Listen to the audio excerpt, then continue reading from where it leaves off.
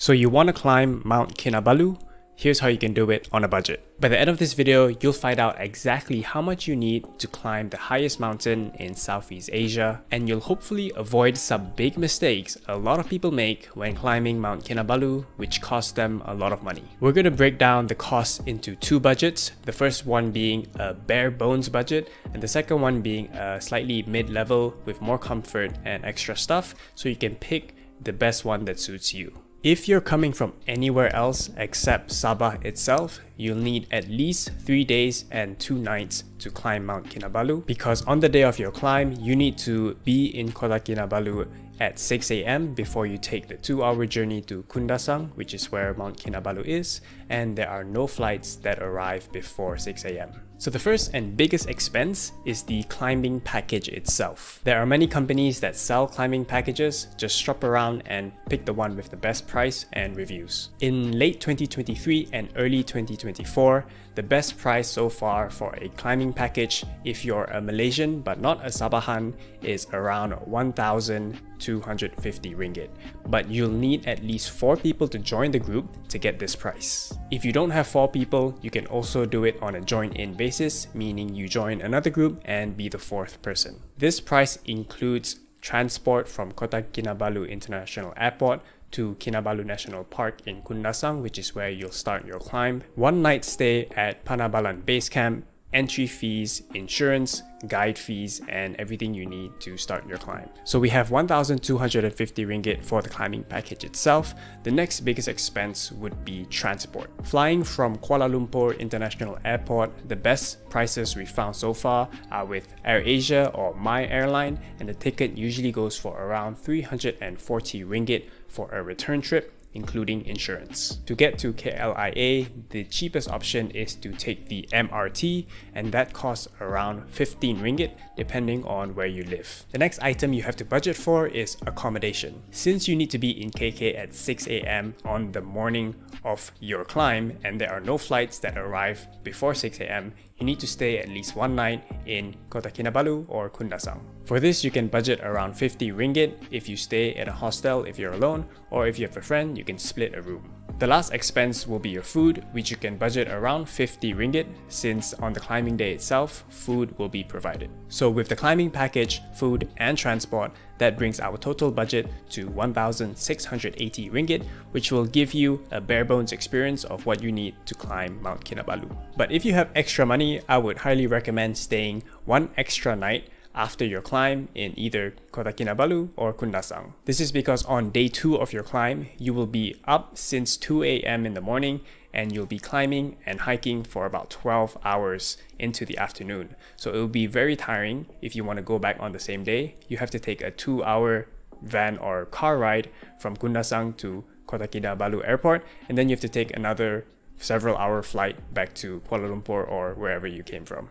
So if you don't want to have to go through hours of transportation after a full day of climbing Mount Kinabalu, one of the toughest things you'll probably do, then you have to budget another 50 ringgit to stay 1 night extra in Sabah. Another extra item you can add on is hiring a porter. This is hiring someone to bring your stuff up for you to Panabalan Base Camp, where you'll be spending 1 night before you summit Mount Kinabalu. Most people hire porters because it's a lot more tiring if you have to hike up to base camp, which takes about 6 hours if you're carrying a heavy bag. But if you're super fit and strong like the porters are, then you can save money and bring your own stuff up. Porter fees are 14 ringgit per kilogram with a minimum of 10 kilograms, so that would be at least 140 ringgit. 10 kg is a lot to bring up for a 1 night stay at base camp, so I would recommend sharing your porter with someone else so you can reduce the cost. I shared the porter fees with my climbing partner, my sister, and we halved the cost. So if you want a mid-level budget,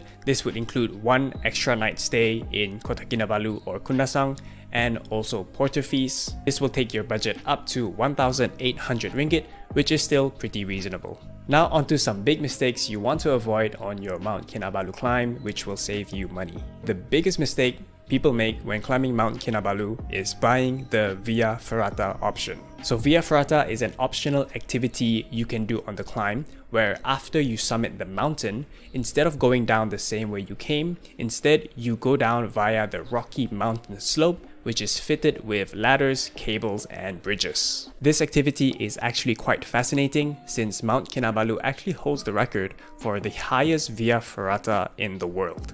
I myself did the short Via Ferrata route, but the reason why I say this is a big mistake for most people is because most people don't know how fit you actually have to be to do this activity. My Via Ferrata instructor told me that at most, only 50% of the people who bought the Via Ferrata package actually end up doing it. And on some days, this percentage can even go down to 0%. And this is so consistent that they actually sell twice as many Via Ferrata packages as they can accommodate, because they know that less than half of the people who signed up for it will actually end up doing it. The main reason is because if you want to do the Via Ferrata route, you actually have to descend from the summit and reach a certain checkpoint by 6:30 AM for the long route or 7:15 AM if you take the short route.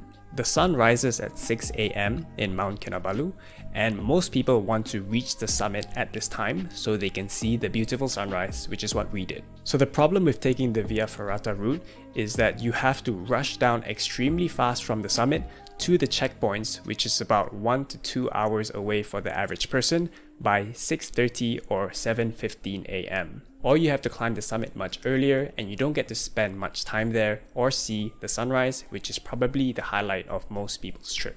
If you don't make it to the Via Ferrata checkpoint on time, you will not be allowed to do the activity and there are no refunds for it.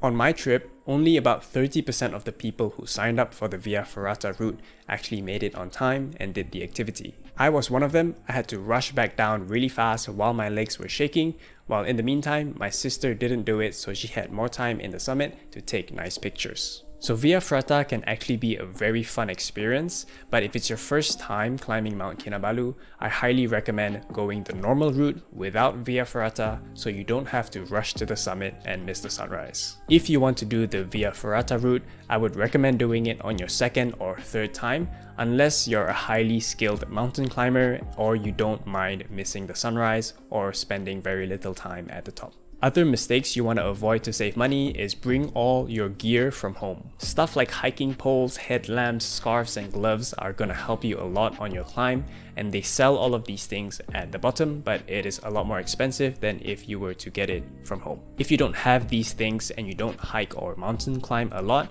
you can do what we did, which is to just borrow from a friend. You also want to bring your own food and snacks because everything is more expensive in base camp because they have to hire porters to carry all of it up. So a Maggi hot cup is like 9 ringgit and a chocolate bar is 10 ringgit or more. So bring your own food and light snacks because you're going to get hungry after spending all that energy on the climb. Those are all the tips I have for climbing Mount Kinabalu on a budget. These prices may vary depending on the season, but the budget range to climb Mount Kinabalu is usually around 1,500 to 2,000 ringgit if you are Malaysian, but you're not Sabahan.